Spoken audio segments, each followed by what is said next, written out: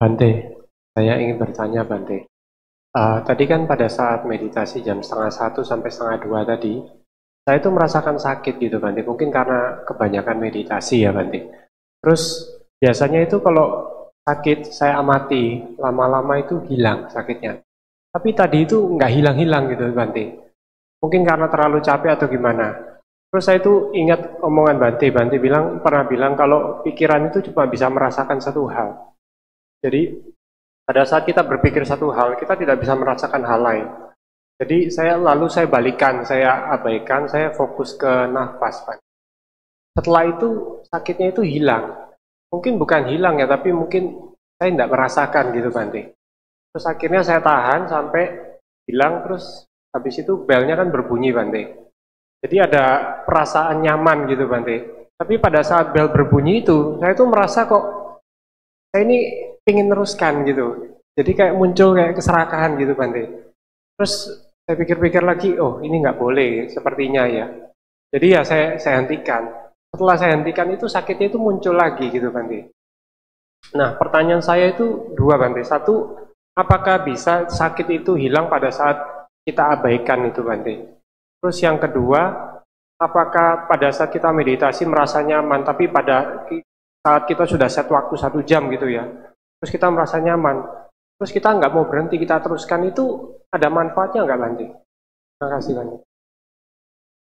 Iya, benar sekali bahwa dalam satu momen kesadaran tidak bisa mengalami dua objek.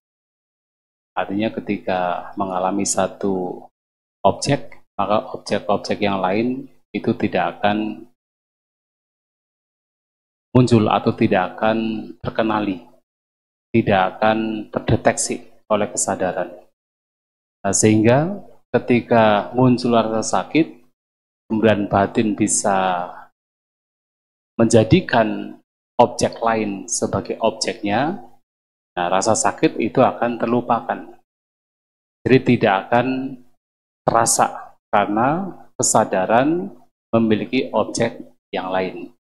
Seperti tadi melupakan objek tersebut. Itu bisa terjadi. Dan apakah kemudian rasa sakit yang demikian itu memang bisa lenyap? Bisa lenyap, tapi juga memang bisa karena tidak terdeteksi. Karena memang segala sesuatu tidak mungkin bisa bertahan. Rasa sakit pun juga tidak selamanya akan muncul. Dia akan muncul, kemudian juga lenyap, dan akan muncul lagi. Dan bisa demikian. Yang terpenting juga adalah sebenarnya pada saat memunculkan rasa sakit, tentu antara satu orang dengan lainnya bisa berbeda-beda cara menanganinya. Apapun caranya, selama ketika merespon rasa sakit tersebut dengan tujuan untuk melenyapkan pikiran-pikiran yang buruk, itu baik. Kalau tadi misalnya muncul rasa sakit, kemudian berusaha untuk melupakan atau katakan mengganti objek, karena tahu bahwa ketika muncul rasa sakit, muncul kebencian.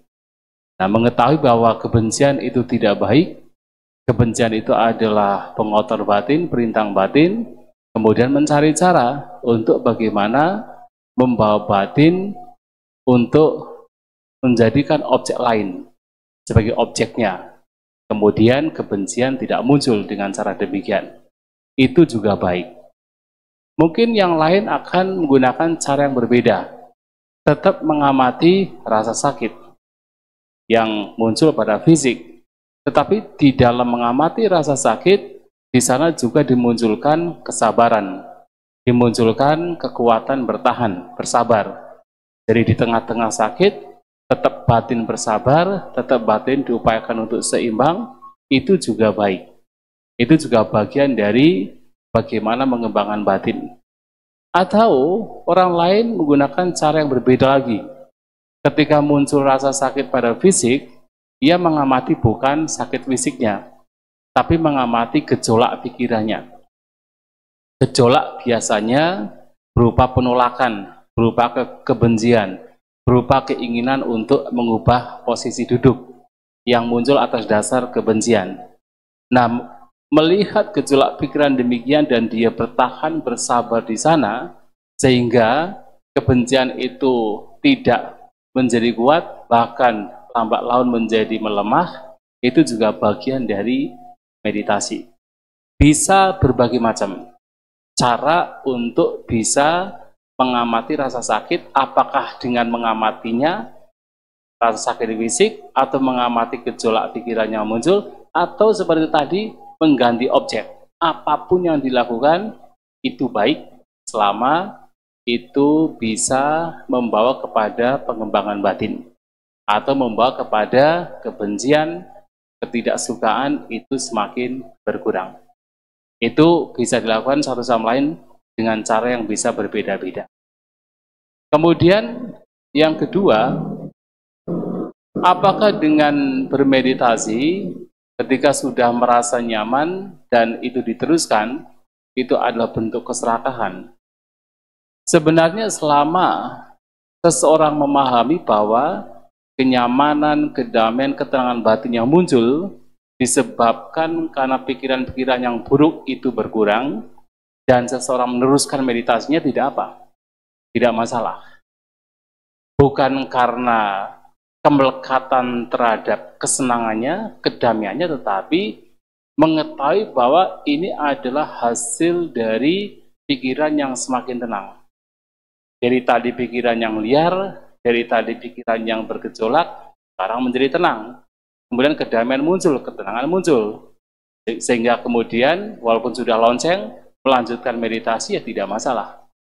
Apalagi di sini kan hanya timetable-nya kan meditasi bersama.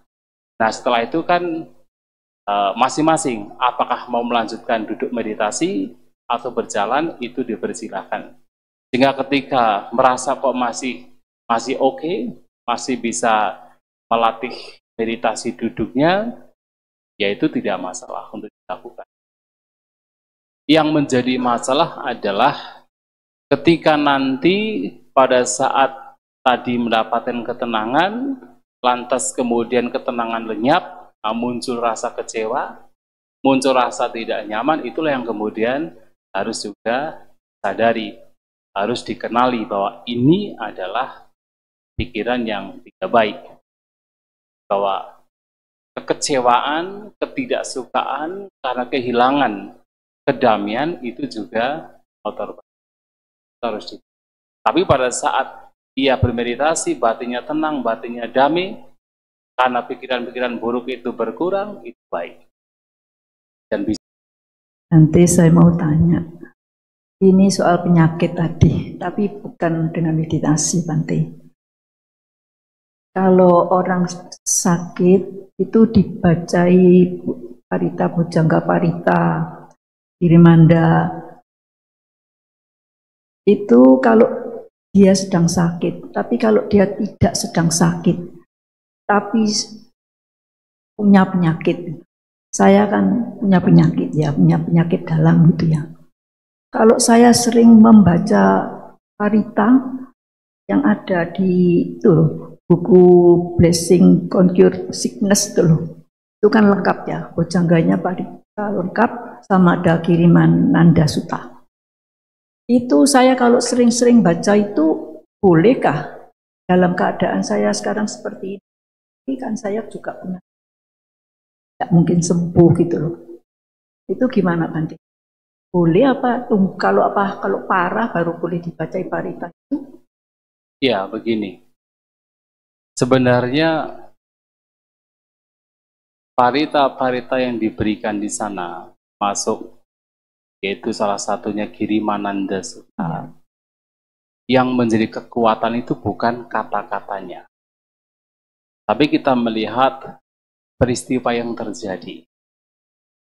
Peristiwa yang terjadi adalah, sebagai contoh, pada waktu itu Bhante Mahamoggallana saat itu sedang sakit parah. Kemudian Sang Buddha datang mengajarkan atau menunjukkan 7 faktor pencerahan. Ada sati, dhammavicaya, wirya, dan seterusnya. Dan Sang Buddha menyampaikan bahwa 7 faktor pencerahan ini telah saya kembangkan dengan sempurna.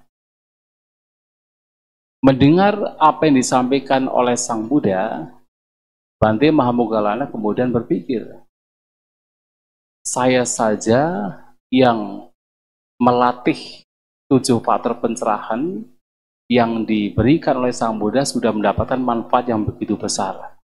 Apalagi Sang Buddha. Nah, merenungkan kata-kata Sang Buddha dengan cara demikian, muncullah kegiuran dalam batin Bante Mahamoggallana. Ketika seluruh tubuh ini diliputi oleh kegiuran, disitulah darah yang tadinya kotor itu menjadi bersih dan penyakit itu lenyap pada waktu itu. Maka sebenarnya bukan kata-katanya, tetapi bagaimana seseorang mampu memaknai 7 faktor pencerahan itu sendiri.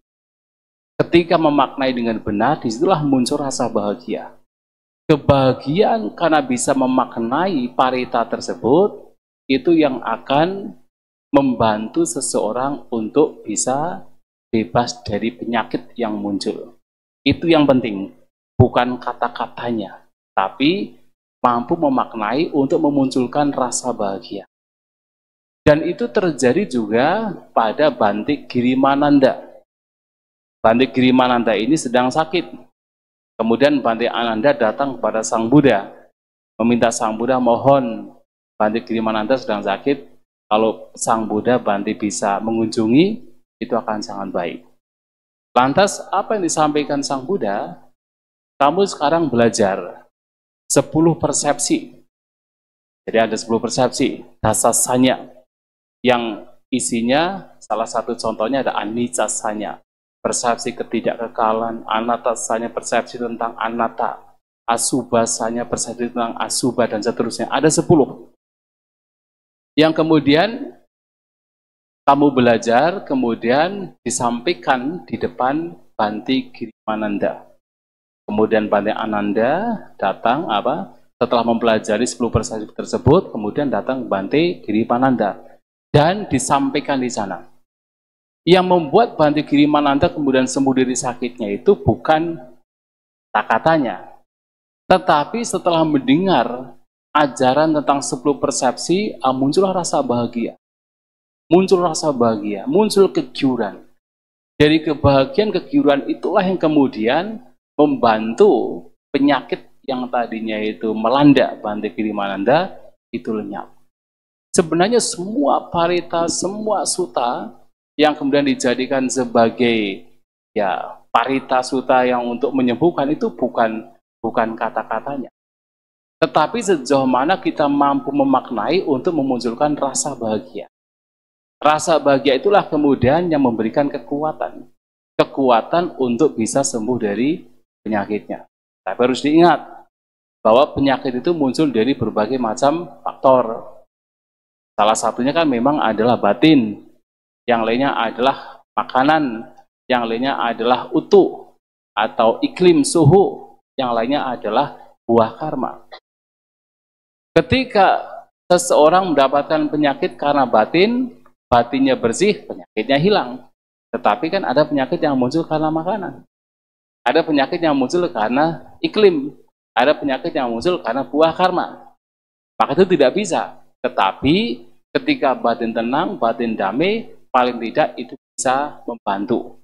Nah, kekuatan dari batin yang bahagia, batin yang damai, terkadang bisa bahkan melenyapkan rasa sakit atau penyakit yang pada waktu itu muncul. Jadi sebenarnya yang memberikan kekuatan itu bukan sekedar kita membaca, yang kadang tidak tahu artinya, tapi bagaimana kita membaca dan memahami maknanya, memunculkan pitik kegiuran, memunculkan rasa bahagia. Yang itu akan memberikan kekuatan bagi fisik, terbantu untuk bebas dari penyakit yang muncul. Itu yang penting. Harus pihak lain ya? Tidak, bahkan diri sendiri pun juga tidak masalah. Hanya kemudian begini, kenapa pada waktu itu ketika Bante Mahamoggallana, Sang Buddha yang menyampaikan? Kenapa kemudian ketika Bante Girimananda sakit, Bante Ananda yang menyampaikan? Karena secara umum ketika seseorang sedang sakit parah, dia tidak punya tenaga untuk berpikir. Tidak punya tenaga untuk mengucapkan dan kemudian berpikir. Hanya ketika mendengar, nah dia seperti menerima saja. Nah, ketika dia mendengar, dia tidak harus berpikir. Nah, begitu dia mendengar apa yang disampaikan, nah, kegiuran itu bisa muncul dengan mudah. Tapi kalau dia berpikir sendiri, itu akan sulit. Terutama ketika sedang sakit parah. Tapi kalau tidak sakit parah, ya kita bisa memunculkan kegairahan sendiri. Bisa memunculkan kegiuran sendiri dengan kita merenungkan damai. Bisa demikian. Kita lagi parah gitu. Tapi kita baca parita itu dengan kan ada. Ya, betul. Bisa itu. Bisa. Kita bisa. Bahagia sendiri ya. Iya, bukan ya dimunculkan bahagia. Kan itu kan ada artinya. Iya, betul. Kalinya kan. Betul. Kalau kita sering-sering baca gitu dalam keadaan tidak kritis. Sangat bagus. Sangat bagus. Boleh ya, Pak? Iya, kenapa nggak boleh? Kita membaca suta, kita membaca parita, sakit dan tidak sakit, itu sangat dianjurkan. Maksudnya dikondisikan setiap. Oh iya. Kita kan punya sakit, jadi kita setiap kali itu parita sendiri. Artinya sangat boleh, dipersilakan. Dipersilakan. Dan sebenarnya harus diingat bahwa suta-suta yang disampaikan oleh Sang Buddha itu bukan untuk menyembuhkan sakit. Itu adalah untuk menyembuhkan, ya bukan menyembuhkan sakit fisik, tapi untuk menyembuhkan sakit batin. Hanya kemudian ketika batinnya itu menjadi jernih, fisik bisa terbantu. Tapi yang terpenting adalah menyembuhkan sakit batin. Nah, sehingga di sini ketika kita membaca suta, membaca parita, kita meresapi maknanya, kita bergembira dengan makna yang ada di situ, jangan berpikir supaya fisik saya menjadi sehat. Tetapi bagaimana ini menjadi makanan nutrisi bagi batin. Masalah fisik sehat karena batin menjadi baik, menjadi bahagia, itu adalah sekunder. Tapi yang paling penting adalah bagaimana kita memaknai maknanya dengan baik, kita berbahagia dengan batin kita sendiri. Itu. Nah, kalau di ini ya Pandita itu membacakan parita orang sakit di mana-mana gitu dengan kondisi gitu kan melakukan perbuatan baik. Apa yang dibaca parita itu dia tidak ngerti gitu ya. Kan Pandita yang dari sini yang baca parita supaya bahagia, supaya sembuh. Bermakna enggak itu? Kan kalau begini, dia tidak ngerti. Tetap bermakna tetapi tidak akan sempurna. Itu tidak memunculkan karma baik. Kalau saya bilang bermakna berarti karma baik, cuman tidak sempurna. Dan mematangkan karma baik gitu. Begini, ada dua jenis cita. So manasa asagatang, nyana wipayutang asangkarikang. So manasa sagatang, nyana sampayutang asangkarikang. Di mana batin yang berbahagia, yang satu tidak ada pengetahuan, yang satu ada pengetahuan. Asangkarika itu muncul karena sudah otomatis, sudah terampil. Seperti orang membaca parita. Ketika dia membaca parita, dia berbahagia. Tapi dia tidak tahu artinya. Artinya apa? So manasa sagatang nyana vipayutang. Vipayutang adalah tidak ada pengetahuan. Asangkarikang, karena sudah terbiasa menjadi terampil, maka dia bahkan membaca pun juga sudah hafal sekali. Pikiran mengembara pun juga mulut sudah bicara sendiri. Apakah itu tidak bermanfaat? Bermanfaat. Apakah itu adalah karma baik? Termasuk maha kusala, karma baik. Tetapi kurang sempurna. Yang sempurna adalah so manasa sagatang nyana sampayutang. Kalau tadi kan nyana vipayutang, ini nyana sampayutang. Ya, jadi punya rasa bahagia, berasosiasi dengan pengetahuan karena dia tahu artinya, dia memaknai artinya. Nah, sehingga inilah nyana sampayutang asangkarikang. Itu yang tadi sama. karena sudah terampil. Lantas bagaimana dengan yang mendengar? Sama saja. Kalau yang mendengar, misalnya saya, Anda membacakan barita, saya tahu artinya. Artinya saya punya rasa bahagia, saya mendengar kemudian ada pengetahuan dan juga asangkarikang. Tetapi bagi orang lain bagaimana? Dia mendengarkan, punya rasa bahagia, tapi tidak tahu artinya. Ya Nabi Payutang. Kemudian asangkarikang, tidak masalah. Itu pun juga karma baik. Cuman kurang sempurna. Yang sempurna adalah nyana sampai utang. Dan nyana sampai utang pun juga bisa berbeda-beda. Ketika saya mengucapkan kata Buddha, mungkin pemahaman saya dengan pemahaman Anda sekalian bisa berbeda. Ya kan? Intensitasnya, levelnya bisa berbeda. Ketika saya mengucapkan kata dukkha, saya dengan orang lain bisa berbeda. Pengetahuannya bisa berbeda. Sehingga itu pun juga akan mempengaruhi. Tetapi selama itu adalah pikiran yang baik, itu adalah karma baik. Karma baik. Cuman memang ada yang ya levelnya masih rendah, ada yang menengah, ada yang tinggi. Tidak masalah. Selamat sore Wandami Bante. Saya mau tanyakan ini Bante. Pada saat meditasi duduk ya kita sudah fokus pada objek. Setelah berganti ke cangkamana, itu kenapa cepat buyar gitu Bante konsentrasinya? Walaupun kita tetap memperhatikan langkah kaki. Itu apa selalu fenomenanya seperti itu jika kita berubah dari meditasi duduk menjadi cangkamana? Apa selalu terjadi perubahan drastis? Ya tentu tidak akan selalu demikian. Itu tergantung pada latihan yang dilakukan oleh setiap orang kan. Tetapi biasanya memang ketika sudah berubah postur atau berubah namanya iriyapata, ketika tidak diperhatikan detail, itu akan mudah buyar. Memang demikian. Tetapi kan itu masing-masing. Ketika batin sudah terlatih ya tidak demikian. Itulah kenapa ada satu cerita. Mungkin pernah mendengar cerita Bante Nanda.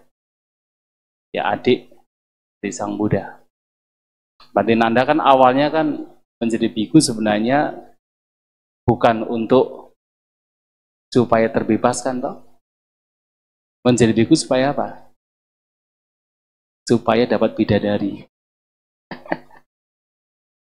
Jadi kan ceritanya kan Bante Nanda ini ketika menjadi biku itu kan terpaksa sebenarnya. Karena Sang Buddha ini yang meminta. Dan dia respect sekali dengan Sang Buddha kakaknya. Maka begitu ditabis jadi biku dia mau saja. Tapi dia punya istri yang cantik di rumah. Bahkan istrinya itu disebut Janapada Kalyani. Jadi seorang yang tercantik di kerajaan Kapilawastu. Kayak Miss Indonesia begitu. Nah tetapi kemudian ia menjadi biku karena terpaksa. Dan setelah beberapa saat dia kepingin pulang lepas jubah. Tidak tahan, ingat terus dengan istrinya. Nah, lantas apa yang kemudian dilakukan Sang Buddha? Sang Buddha punya kesaktian, punya kemampuan.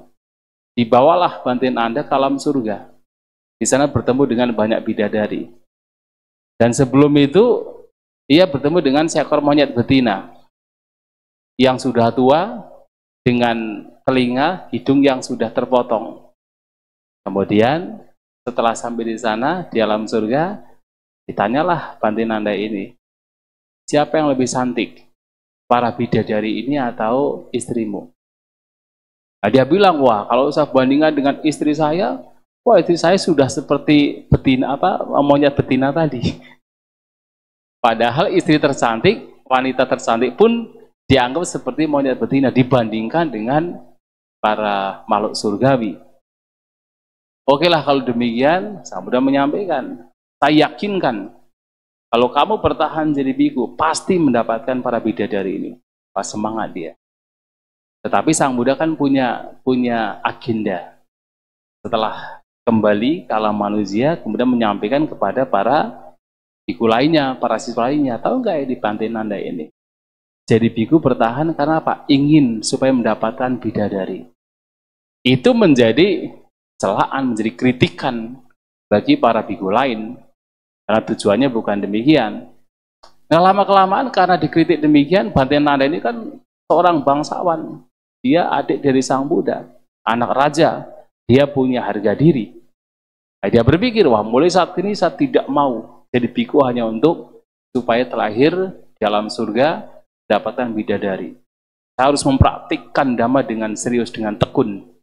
Nah, sampai kemudian pada poin di mana setiap Bante Nanda itu punya tekad, setiap mengubah posisi tubuh, apakah dari duduk kemudian berdiri, berdiri kemudian berjalan, apakah kemudian ketika menoleh ke kanan ke kiri, atau melihat ke depan ke belakang, setiap kali mengubah posisi duduk, Bante Nanda ini meyakinkan ada tidak kotoran batin yang muncul di sana.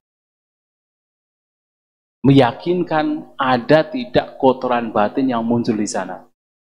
Dan ketika kotoran batin muncul di sana karena mengubah posisi tubuh, disitulah berjuang untuk melenyapkan kotoran batin tersebut. Itu dilakukan. Karena memang biasanya ketika kita mengubah posisi tubuh, di situ muncul karena suka dan tidak suka. Entah itu dalam intensitas yang halus ataupun yang kasar. Itu muncul karena keserakahan ataupun kebencian. Dan itu biasanya muncul demikian. Namun Bante Nanda ini dengan ketekunannya, dengan semangatnya, meyakinkan bahwa tidak ada kotoran batin yang muncul hanya karena mengubah posisi tubuh. Nah, dengan cara demikian itulah yang membuat Bante Nanda ini berhasil. Dan cara ini juga yang kemudian digunakan kenapa di tradisi seperti meditasi di Mahasi Sayadaw, setiap kali mengubah posisi, keinginan yang muncul itu harus dicatat. Ya kan? Ketika misalnya meditasi jalan, ketika mau membalikkan tubuh dicatat, ingin. Ketika mau berjalan juga dicatat, ingin. Untuk apa? Untuk menengarai keinginan yang muncul pada saat mengubah posisi tubuh. Agar apa? Mindfulness, perhatian itu tetap bertahan. Supaya kotoran batin itu tidak. Nah, kalau itu dilakukannya memang itu menjadi hal yang sangat baik. Sehingga dari duduk, kemudian berjalan, tidak akan mudah buyar. Nah, buyar karena memang secara umum, keinginan yang muncul, kemudian keserakahan atau kebencian yang muncul, itu tidak terdeteksi ketika mengubah posisi. Kalau kita perhatikan, kita misalnya duduk begini, kemudian tiba-tiba kaki kita sudah mau selonjor, atau kemudian selonjor, atau kemudian mengubah posisi dari kaki kita. Kalau kita perhatikan, itu muncul biasanya karena kebencian. Muncul karena ketidaksukaan. Walaupun halus. Dan itu adalah kotoran batin. Nah, yang ideal ya seperti Bante Nanda itu. Setiap kali mengubah posisi itu diyakinkan. Ada tidak kotoran batin yang muncul? Ada tidak kotoran batin yang muncul menyebabkan posisi tubuh itu diganti. Nah, ketika muncul, kemudian zaman dulu juga ada cerita, ada seorang Bante, yang mana ini terjadi di Sri Lanka tetapi sudah ribuan tahun yang lampau, tercatat dalam literatur. Bante ini memperhatikan meditasi, lebih mengutamakan meditasi jalan. Meditasi jalan, bukan meditasi duduk. Tapi tentu ada meditasi duduk, cuman meditasi jalan menjadi yang paling dominan. Apa yang beliau lakukan juga sama. Setiap kali melangkahkan kaki meyakinkan ada tidak kotoran batin yang muncul ketika berjalan dalam setiap langkahnya. Diyakinkan demikian. Jadi betul-betul melakukannya dengan penuh perhatian. Maka sampai suatu kali terjadi ketika beliau pergi ke pemukiman untuk melakukan pindapata. Pada waktu itu begitu berjalan sebentar, kemudian berdiri. Baru beberapa langkah, diam lagi. Beberapa langkah, diam lagi. Sampai masyarakat berpikir, ini Bantenya sepertinya sudah gila ini. Tidak tahu bahwasanya Bante ini sudah mempraktikkan dengan sangat serius, meyakinkan bahwasanya setiap langkah yang ia lakukan itu tidak muncul di sana kotoran batin, tidak muncul di sana pikiran yang buruk. Maka begitu muncul, diam, tidak melanjutkan. Baru beberapa langkah muncul lagi, diam lagi. Nah, dengan mempertahankan demikian, mengamati batin sedemikian rupa, maka ya batin tidak akan mudah menjadi buyut. Bisa demikian. Idealnya memang praktiknya adalah demikian. Izin bertanya Bante, meta bhawana yang sebenarnya itu harusnya seperti apa ya? Biasanya kan kalau di puja itu kan kalau saat melakukan meta bhawana itu cuma mengucapkan semoga semua makhluk hidup berbahagia berulang-ulang gitu aja. Apakah itu benar atau ada sesuatu yang seharusnya lebih diperhatikan lagi, lebih mendalam lagi begitu? Itu aja Bante, terima kasih. Ya, meta bhawana adalah pengembangan cinta kasih. Sebenarnya kata meta itu dari kata mita. Mita itu friendship, persahabatan. Nah, cinta kasih di sini, cinta kasih seperti persahabatan. Jadi bukan cinta kasih yang di situ disertai oleh kemelekatan, apalagi oleh kesenangan indera, seperti antara ya perempuan dengan laki-laki. Tapi bagaimana dalam persahabatan tersebut, cinta kasih tersebut, ada pengharapan-pengharapan yang baik. Jadi bukan sekadar yaitu cinta kasih seperti laki dengan perempuan. Itu satu hal yang pertama mesti ingat. Kemudian dalam pengembangan cinta kasih, di situ yang paling penting, yang pertama yang harus dimunculkan adalah bagaimana memunculkan bahagia dalam batin kita sendiri. Itu yang paling penting. Tapi kemudian bahagia yang seperti apa? Karena bahagia kan banyak macamnya. Kan ada bahagia mungkin karena baru menang lotre gitu ya. Bahagia mungkin karena baru mendapatkan rumah yang baru. Tidak demikian. Tetapi bahagia di sini muncul karena batin terbebas dari kebencian. Bahagia yang muncul karena batin terbebas dari permusuhan. Bahagia yang muncul karena batin terbebas dari keinginan untuk menyakiti atau merugikan makhluk lain.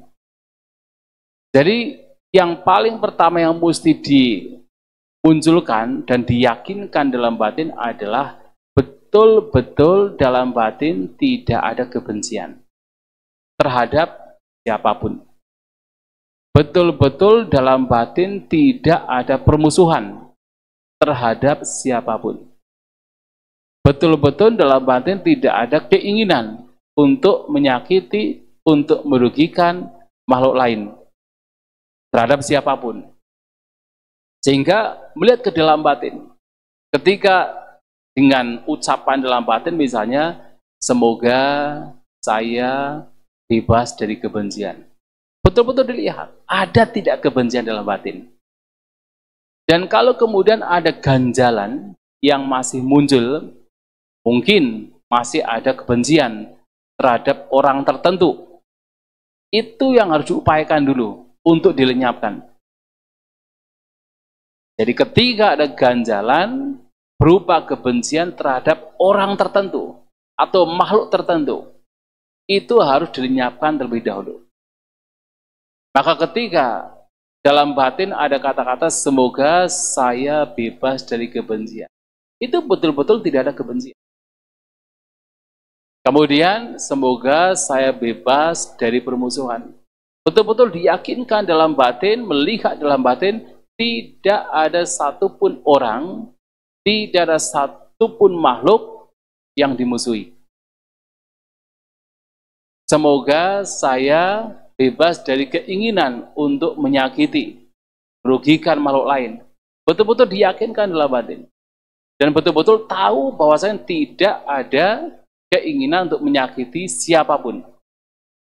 Nah, kalau itu dilakukan diulang-ulang, batin menjadi semakin tenang, batin menjadi semakin tidak terbebani, semakin bebas batin kita. Nah, kemudian muncul dengan sendirinya, pasti muncul rasa. Nah, kebahagiaan yang demikian itulah kemudian kita kembangkan. Kita kembangkan kepada untuk dengan punya pengharapan yang sama terhadap makhluk lain. Nah, terhadap makhluk lain di sini bisa makhluk secara individu, bisa makhluk secara keseluruhan. Secara individu adalah secara perorangan.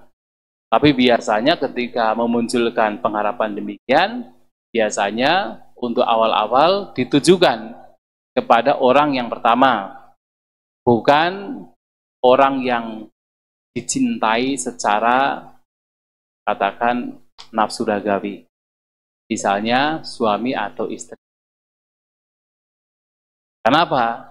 Karena nanti alih-alih yang muncul adalah friendship, persahabatan, tetapi yang muncul adalah nafsu ragawi.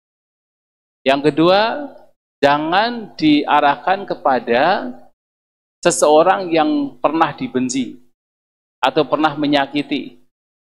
Karena ketika itu dilakukan, kalau belum kuat, malahan akan muncul ingatan-ingatan tentang ketidakbaikan, munculkan kebencian.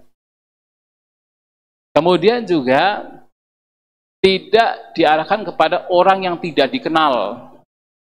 Karena sulit kalau orang yang tidak dikenal itu sulit. Maka yang terbaik adalah biasanya kepada teman atau kepada guru. Itu yang terbaik untuk awal. Kalau kita mengarahkannya kepada perorangan, maka kepada teman atau guru. Baru kemudian kepada orang yang dekat. Bahkan kemudian orang yang dulu pernah dibenci atau pernah membenci. Nah, baru kemudian diarahkan. Kalau itu perorangan. Tapi kalau kemudian secara keseluruhan bisa dengan cara pengharapan yang sama, semoga misalnya semua makhluk yang kelihatan maupun yang tidak kelihatan yang berada di depan saya tanpa batas. Dia ada membayangkan ada makhluk-makhluk yang ada di depan saya tanpa batas. Semoga mereka juga bebas dari kebencian. Seperti yang dirasakan dalam batin saya bebas dari kebencian, semoga mereka pun juga bebas dari kebencian. Semoga mereka juga bebas dari permusuhan. Semoga mereka bebas dari keinginan untuk menyakiti. Kemudian diarahkan ke belakang. Semoga semua makhluk yang kelihatan, yang tidak kelihatan, dan kalau ditambah lagi, yang kuat ataupun yang lemah, yang besar ataupun yang kecil, yang panjang ataupun yang pendek, kalau mau, semoga semua makhluk juga terbebas dari kebencian, dan seterusnya. Punya pengharapan yang sama seperti apa yang ia rasakan. Nah, kalau ini dilakukan, sebenarnya meta kita itu semakin berkembang. Yang berkembang itu adalah meta kita. Cinta kasih kita, bukan cinta kasih orang lain. Karena kita mengembangkan cinta kasih dalam batin kita. Dengan cara memunculkan, yaitu batin-batin yang baik untuk batin kita sendiri, kemudian dikembangkan dengan cara punya pengharapan yang baik terhadap makhluk lain. Maka yang berkembang adalah meta kita, cinta kasih kita. Kemudian ke depan, ke belakang, ke samping kanan, samping kiri, ke atas, ke bawah, tanpa batas. Itu dilakukan. Kemudian kembali lagi demikian. Terus demikian. Itulah pengembangan cinta kasih. Nah, pengembangan cinta kasih demikian sekali lagi, itu muncul bukan sekadar sabisata bawaan tujuh kita, tetapi ada yang lainnya. Yaitu, mengapa harapan semua makhluk berbahagia? Karena bebas dari kebencian, bebas dari permusuhan, bebas dari keinginan. Nah, kalau itu dikembangkan demikian, maka cinta kasih itulah yang. Tapi tentu yang juga ini sebagai tambahan, meditasi cinta kasih itu sangat baik. sangat baik. Tetapi itu masih bagian dari samata bawana. Jadi secara garis besar memang ada dua jenis pengembangan. Yang satu adalah samata, satu adalah vipassana. Nah, kenapa di sana masih samata bawana? Kenapa bukan vipassana? Ya karena memang objeknya itu masih makhluk. Jadi objek meta adalah makhluk. Betul ya? Kenapa? Yang dipersepsikan adalah makhluk. Nah, ketika objeknya adalah makhluk, maka di situ masih akan ada persepsi. Ada entitas, ada makhluk, ada diri. Mau tidak mau, itu sudah baik. Itu sudah sangat baik. Tetapi karena objeknya adalah makhluk, objeknya masih memunculkan persepsi ada entitas, ada diri, ada aku, maka itu masih samata. Nah, kalau kemudian objeknya sudah diurai, ya objek makhluk sudah diurai, kemudian memunculkan persepsi anicca, memunculkan persepsi anatta, itu baru kemudian vipassana. Tapi samata, vipassana keduanya itu baik, sangat baik untuk dikembangkan. Oh terserah, ya bisa guru spiritual, bisa guru kita, guru sekolah kita. Oh gitu. Jadi Bisa. bukan guru agama, guru guru bisa. meditasi. Bisa. Yang baik itu guru apa? Oh semuanya baik. Itu Jadi hanya guru untuk sekolah juga bisa. sangat baik, sangat baik.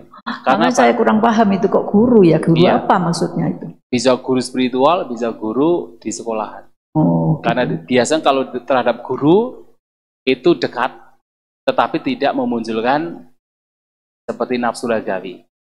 Biasanya yang muncul ada respect. tapi kalau Iya. sudah tidak punya guru gimana? Kalau sudah orang Oh, iya. dewasa, sudah tidak punya guru, terus tidak punya Ya guru bisa terhadap spiritual, sahabat. jadi tidak pakai guru ya. Ya guru kan Kan macam-macam. dianjurkan kepada guru gitu loh. Kan saya juga bingung guru yang mana Ya gitu. sudah tadi. Tapi kalau nggak itu kan sahabat Sahabat teman, saja ya. teman. Sahabat teman gitu ya. Iya. Kalau sahabat pasti punya kan. Iya, kalau teman Iya. pasti punya. Ya, makanya saya bingungnya guru itu guru spiritual jangan apa bingung. guru segala guru. Oh, gitu Iya, ya. gitu ya. Oke. Nah, terima kasih Gante. Iya.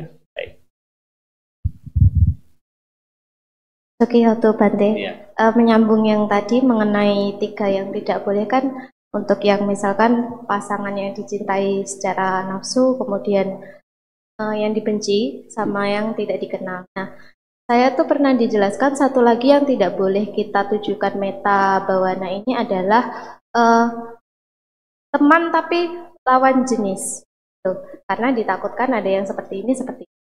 Apakah kalian mita itu teman yang misalkan kita berbagi belajar apapun tentang Buddha Dhamma itu harus sejenis gitu? Karena kadang kita sama lawan jenis juga ada yang cocok bisa belajar bersama tanpa ada nafsu ragawi seperti itu. Apakah kita tidak boleh berterima kasih dengan cara memancarkan meta bawana kepada lawan jenis yang seperti itu?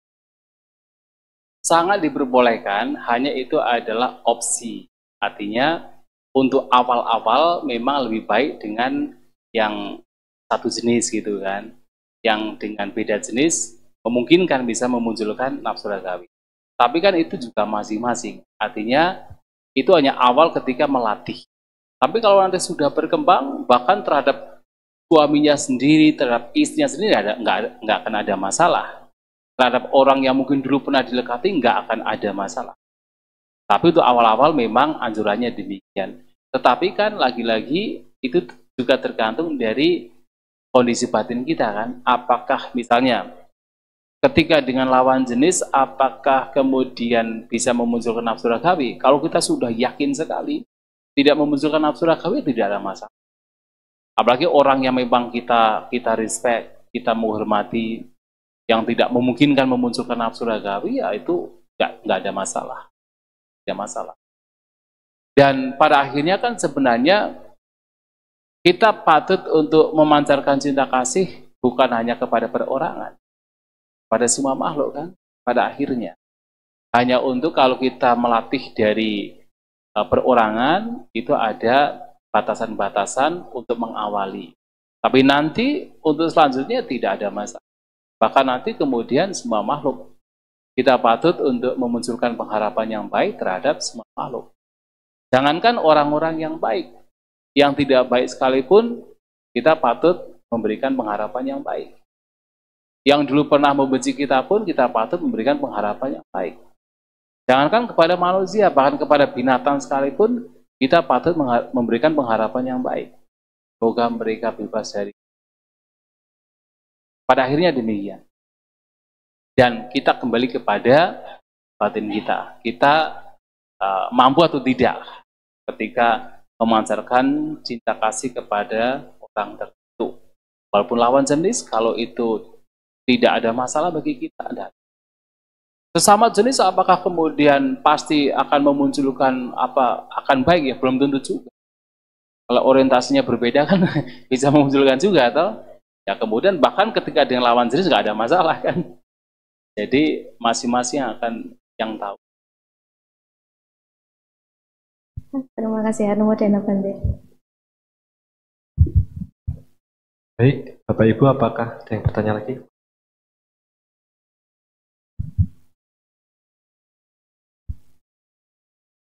Namo Buddhaya Bante, yang saya ingin tanyakan dan dalam pengalaman saya bermeditasi itu, apakah dengan meditasi itu bisa melatih batin kita untuk tidak mudah kecewa, Bante? Karena yang saya alami ketika saya dulunya belum melakukan meditasi, ya ketika saya tidak mendapatkan yang saya inginkan, saya tentunya mudah kecewa, Bante.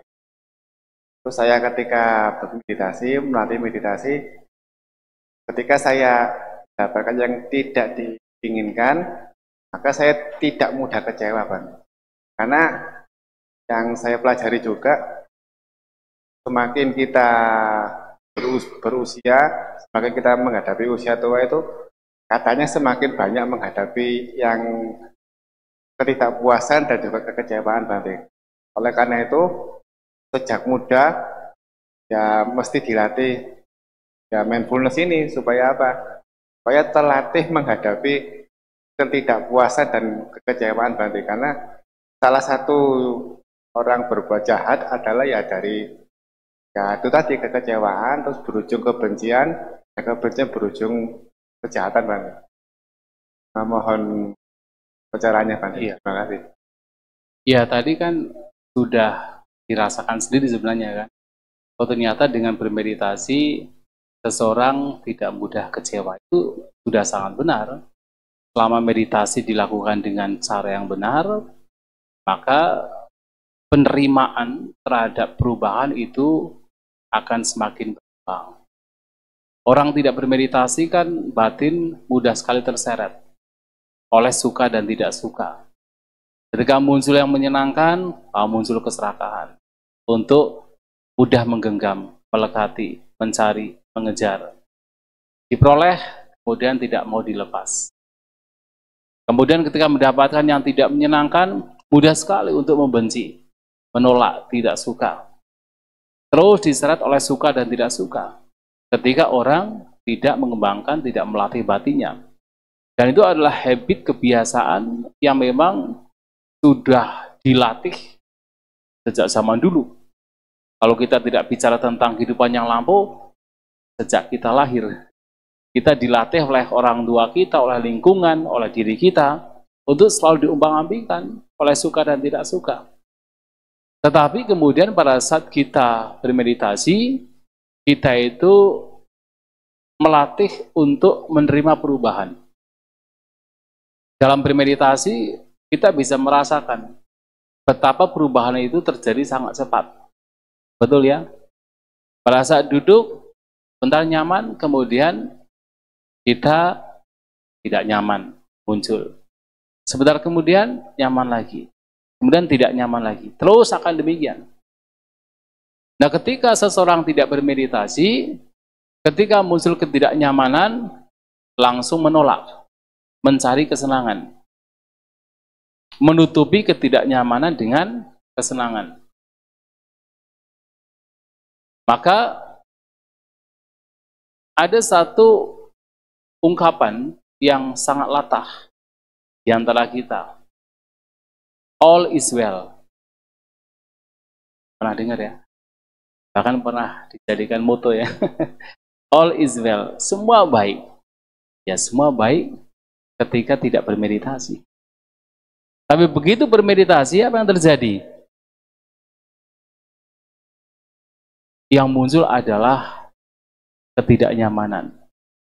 Yang muncul adalah rasa sakit. Ya mungkin baru 1 hari nggak ada masalah. Nanti kalau meditasi 3 hari, 1 minggu baru merasakan, wah ternyata banyak ketidaknyamanan, banyak hal yang tidak menyenangkan itu muncul.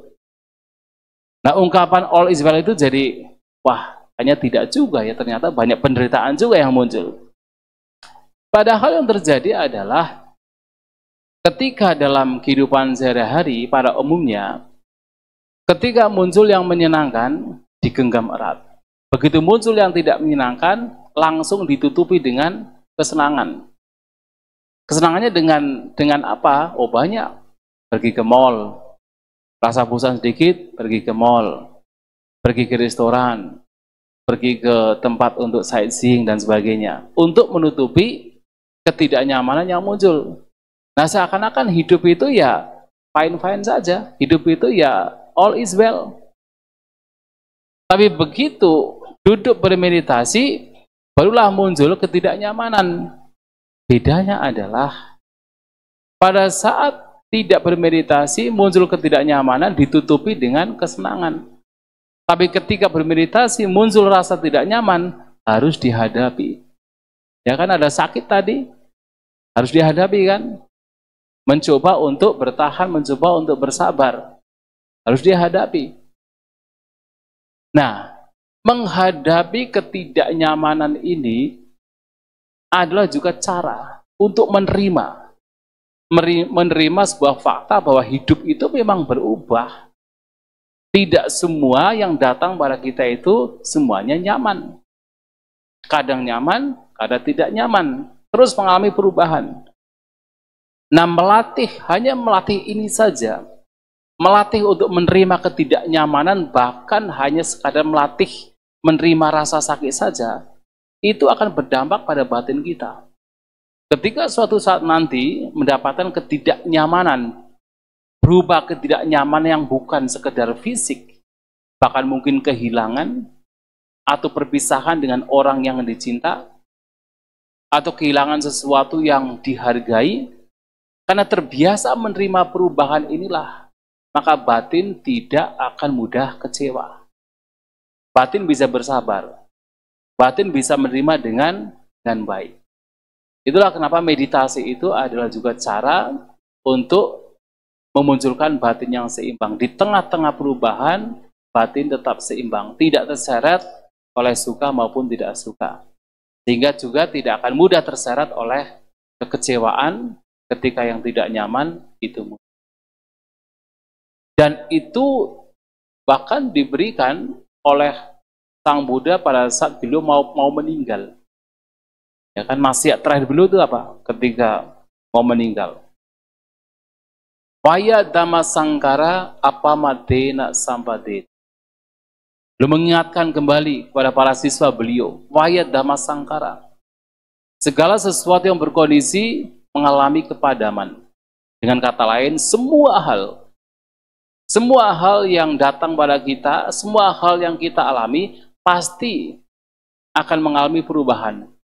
Tidak ada satupun yang bisa bertahan dalam hidup kita. Itu adalah pengingat, reminding dari Sang Buddha kepada kita. Tapi kemudian yang terpenting lagi adalah apamadena sambatita. Maka kalian harus berjuang dengan apamada. Apamada adalah kewaspadaan, ketidaklengahan. Apamada adalah sati, mindfulness, perhatian. Di tengah-tengah perubahan, di tengah-tengah kondisi yang pasti akan berubah, berpisah dari kita, kita hendaknya melatih batin kita untuk waspada. Waspada untuk tidak lengah, untuk tidak terombang-ambing oleh suka maupun tidak suka. Karena perubahan adalah keniscayaan. Pasti terjadi. Nah, batin kita dilatih untuk tidak terseret oleh suka dan tidak suka, dan itulah meditasi.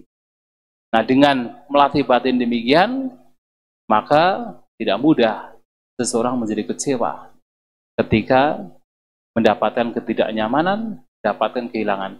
Karena dia tahu perubahan adalah keniscayaan. Dan dia tahu bukan sekedar teori, tapi dia tahu melalui pengalaman langsung dari duduk meditasi. Dari bermeditasi, melihat betapa perubahan itu muncul dengan sangat cepat. Semakin kita melihat ke dalam batin, kecepatan dari perubahan juga akan semakin terlihat dengan jelas. Dan penerimaan terhadap perubahan juga akan semakin berkembang. Maka kecewa itu tidak akan mudah muncul. Tapi juga keserakahan juga tidak akan mudah muncul. Toh yang membahagiakan juga berubah. Untuk apa kemudian terlalu menggenggam, terlalu kemudian menyerakai apa yang dianggap menyenangkan. Ketika muncul tidak menyenangkan, juga paham, toh ini pun juga akan berlalu. Pasti akan lewat. Untuk apa memunculkan kebencian? Kan begitu ya. Kalau orang Jawa bilang, hidup itu seperti mampir ngombe. Seperti mampir untuk minum. Jadi jangan petakilan. Atau petakilan. Jangan pungah dan sebagainya. Toh kita juga hidup sebentar kemudian mati kan. Nah, selama hidup inilah kemudian untuk apa juga kita kemudian melakukan hal-hal yang tidak baik, yang tidak berguna, tidak bermanfaat. Toh ini harus ditinggalkan. Ini harus ditinggalkan. Kita harus mati suatu saat. Itu saja bagian dari kita melihat perubahan sehingga kecewa tidak akan mudah muncul ketika tidak mendapatkan. Ini hal yang keserakahan juga tidak akan muncul. Karena toh ini pun juga akan ditinggalkan. Dan itu terlihat dengan jelas dan kita bermeditasi. Cintanya Bante. Mana caranya jadi lembut saat lingkungannya itu tidak lembut. Jadi berusaha lembut, tapi karena gimana caranya jadi lembut di saat lingkungannya itu nggak lembut. Jadi kayak ditantang terus supaya nggak lembut. Padahal pengen jadi orang yang lembut seperti itu. Terus kalau misalnya itu pertanyaan yang pertama, pertanyaan yang kedua, kalau misalnya ada orang yang nggak disukai gitu. Tapi kan kalau misalnya kayak keluarga kan ya tiap hari harus ketemu. Nah kalau kayak gitu, itu kalau dari yang aku tadi dengar dari Bante, kan lebih ke membina diri kan. Gimana caranya diri kita ini supaya ya kita kasih seperti itu. Nah tapi kalau misalnya kayak gitu, yang bener itu juga berusaha kayak ngomongin orang lain, yang bener tuh mestinya gini, tapi ya bukan maksud ya yang bener kan aku juga seperti itu, atau ya sudah didiamkan saja. Jadi kayak ya sudah orang lain mau gimana, ya udah pokoknya aku kayak gini, aku jadi kayak ya itu berusaha untuk nge-protect kedamaian kita sendiri. Apa selalu kayak gitu. Jadi kalau kayak gitu kan ya meskipun sudah berusaha buat tidak memunculkan ketidaksukaan terhadap orang-orang tersebut kan, tapi orang-orang tersebut kan mangkel nol gitu. Memang idealnya kan, ideal kita hidup kan seperti terate. Jadi satu perumpamaan bahwasanya seperti halnya terate yang keluar dari lumpur tapi tidak terkotori oleh lumpur. Demikian pula di tengah-tengah kehidupan yang sulit tetapi batin tetap bersih.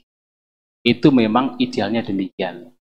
Tapi dalam proses latihan kan kita tidak kemudian langsung bisa menjadi seperti terate kan. Tetapi kita tetap berjuang. Kita tetap berusaha. Yang terpenting kita berjuang, kita berusaha. Walaupun kita berusaha apakah kemudian semua orang yang ada di lingkungan kita itu pasti baik? Tidak. Tidak akan baik, jangankan kita. Yang masih punya celah, masih punya kesalahan, masih punya kotoran batin.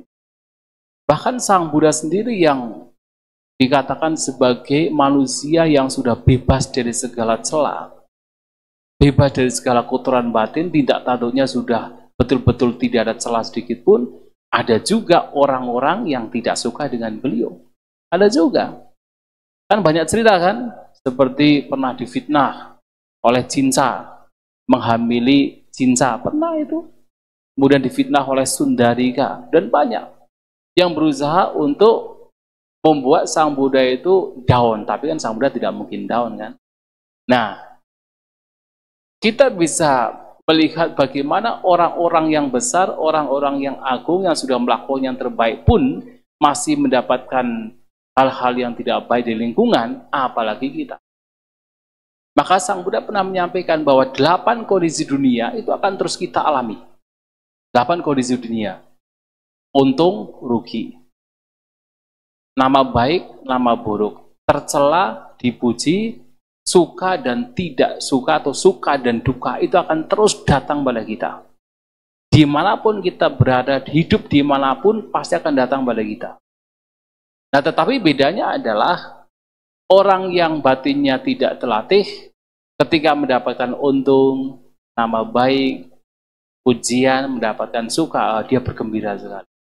Tapi begitu mendapatkan 4 yang lainnya, rugi, nama buruk, celaan, duka, dia menderita sekali. Tapi orang yang batinnya terlatih, dia melihat dengan benar, di tengah-tengah 8 kondisi dunia ini, di tengah-tengah perubahan ini, dia tidak akan terseret oleh kegembiraan yang berlebihan, juga tidak terseret oleh penderitaan yang berlebihan, karena hal-hal tidak menyenangkan itu muncul. Bahkan batin yang semakin kokoh, di tengah-tengah perubahan ini, batinnya tetap seimbang. Tapi itu kan butuh latihan. Yang terpenting adalah melatih dan melatih terus. Dan kemudian bagaimana ketika sudah melatih, kemudian orang-orang masih mencela, ya nggak apa-apa, diam saja. Kalau kita bisa memberikan yang terbaik untuk mereka, misalnya ketika kita dicela, kita suatu saat kita bisa katakan, memberitahukan bahwa ini tidak baik, tidak benar, itu baik. Tapi kalau kita belum mampu demikian, nggak apa-apa, kita bisa diam saja. Maka ada 2 hal. Ketika mendapatkan hal yang tidak menyenangkan, satu hal kita bisa memperhatikan yang namanya adiwasana, bertahan, bersabar. Adiwasana. Ada istilah adiwasana paha tabasawa. Ada kotoran batin yang harus dilenyapkan dengan cara bertahan. Yaitu ketika mendapatkan hal-hal tidak menyenangkan, kita bertahan. Kita diam, bersabar.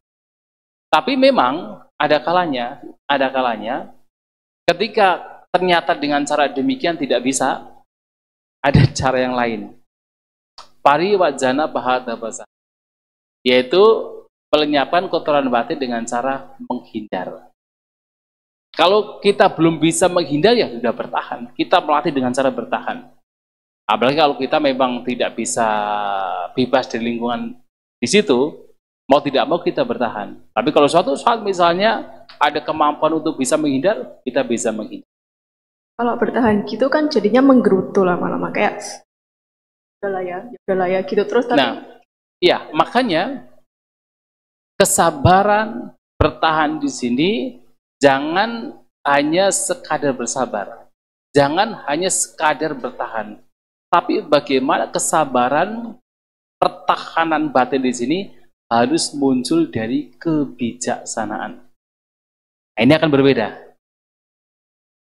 Kebijaksanaan yang seperti apa? Oh, banyak macam kebijaksanaan yang bisa kita munculkan.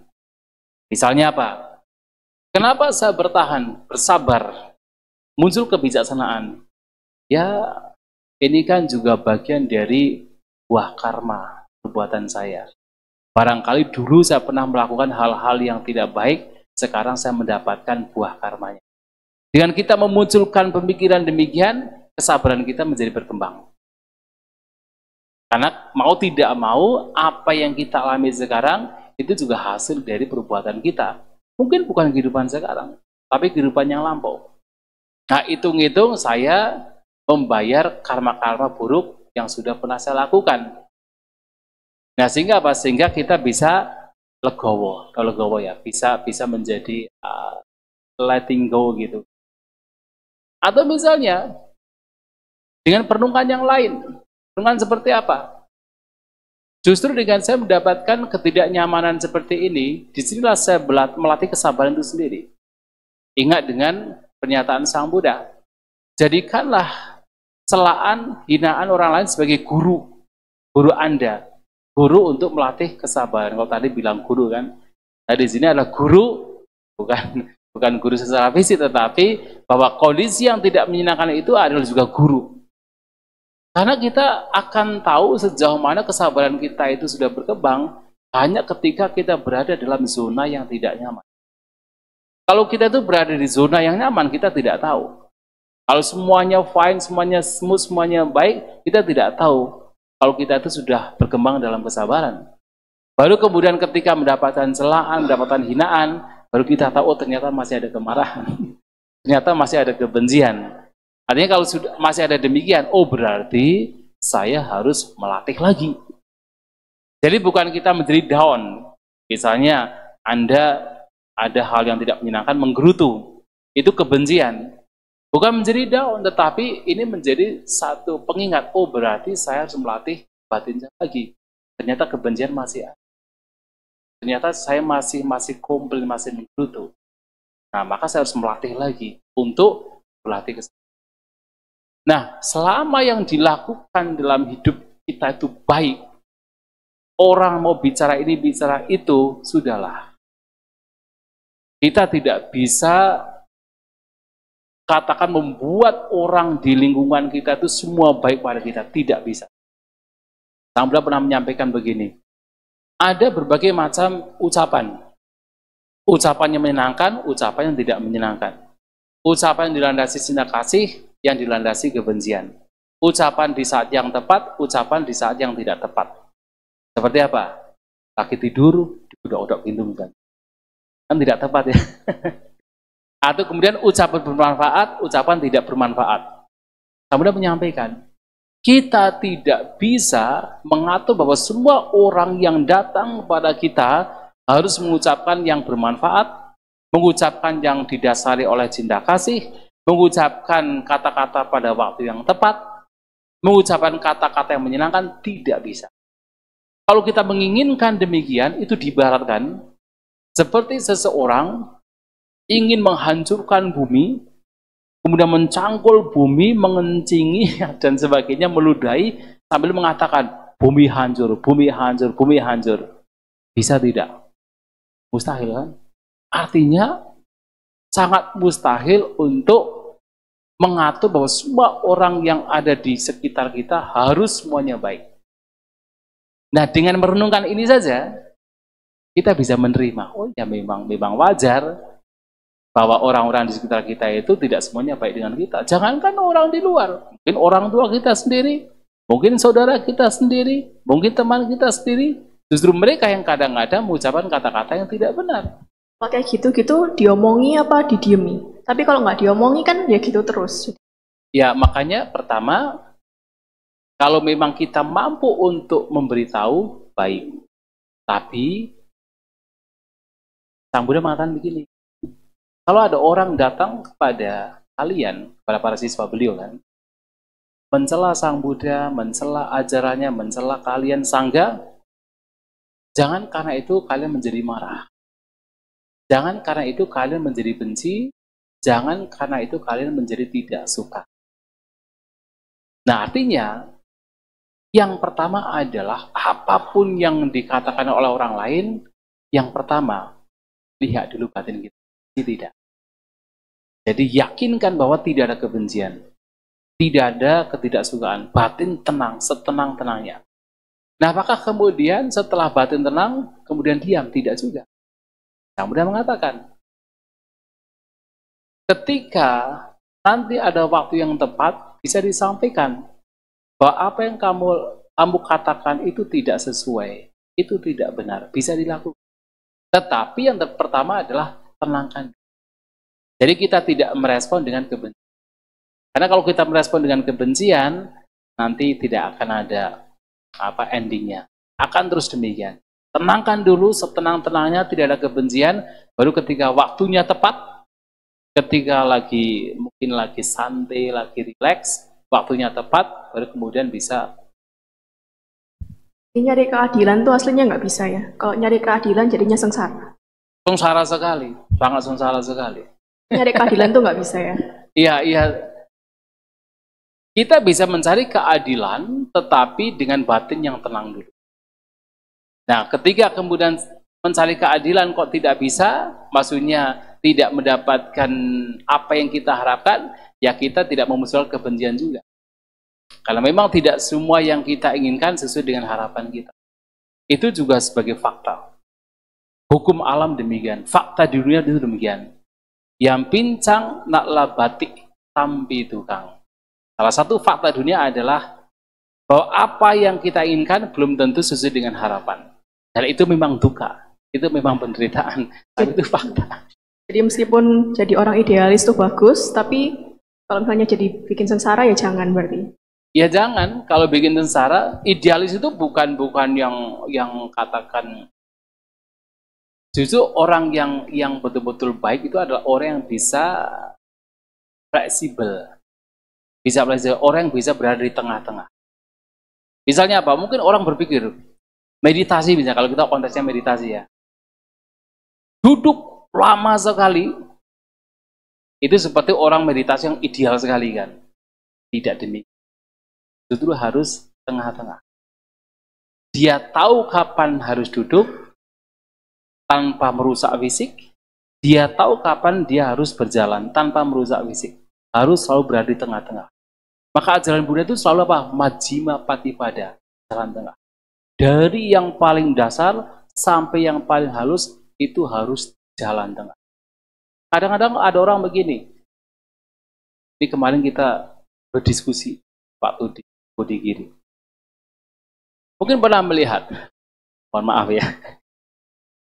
Ada orang yang habis retreat meditasi. Kemudian pulang ke rumah ini. Datang ke vihara, duduk di pojokan sana. Yang lainnya pada canting, dia meditasi. Kemudian bantunya lagi ceramah, dia meditasi. Kemudian orang-orang pada keluar, dia ikut keluar juga. Apa itu orang ideal? Tidak. Meditasi bukan untuk itu. Meditasi itu membuat kita tuh menjadi fleksibel sekali.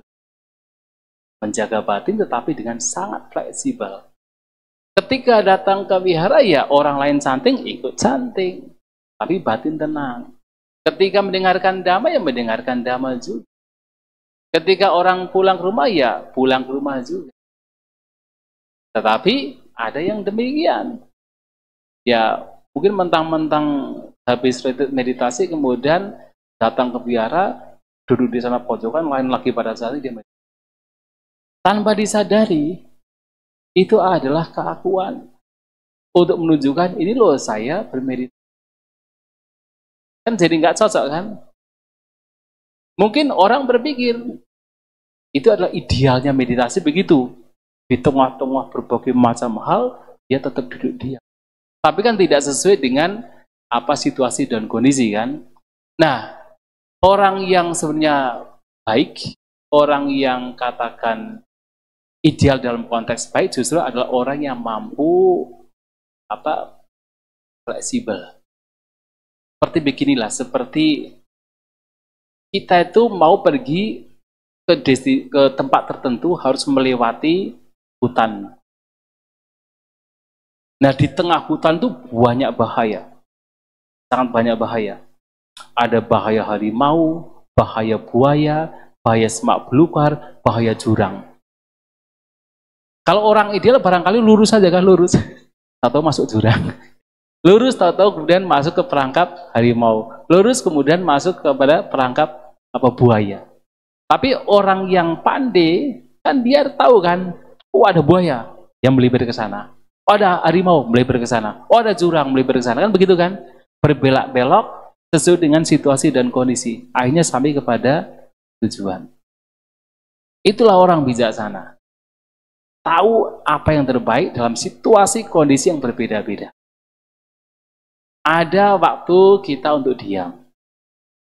Ada waktu kita untuk bertahan. Ada waktu kita harus meninggalkan.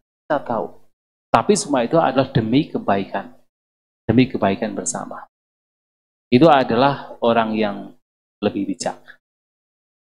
Terima kasih Bante. Ya, sudah. Baik Bante, sepertinya waktunya sudah lewat dari jam 4. Mungkin kita akhiri untuk sesi tanya jawab pada hari ini.